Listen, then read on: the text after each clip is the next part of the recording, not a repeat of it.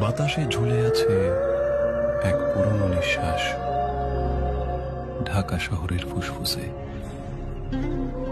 আমার শহর একসময় জীবনের কেন্দ্র,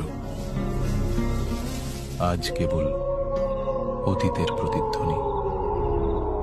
মিরপুর স্টেডিয়ামে একদিন ছিল উল্লাস, করতালির ঢেউ। আজ সেখানে শুধু ঘাসের বিছানা আর নিস্তব্ধতা। মিরপুর 10-এর মেট্রো স্টেশনে যে ট্রেন একসময় মানুষ বহন করত, এখন শুধু লতা পাতা ধরে রেখেছে ভাঙা রেল লাইন। শহরের প্রতীক শাপলা চত্বর আজ এক জলে ডোবা আয়না। মানুষ নেই, শুধু প্রকৃতির ছাপ। মরিচা ধরা বাস, জলে ডোবা গাড়ি, সবই থেমে যাওয়া জীবনের স্মৃতি।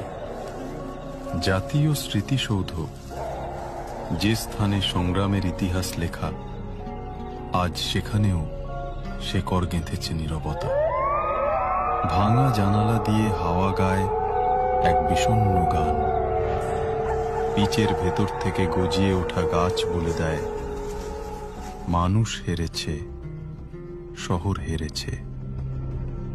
কিন্তু এই ধ্বংসস্তূপে আছে অদ্ভুত এক শান্তি। পচা মাটির গন্ধ, কালো পানির আয়না, আর ছাদের উপর জন্মানো গাছ মনে করিয়ে দেয়, শেষ পর্যন্ত প্রকৃতিই জয়ী হয়।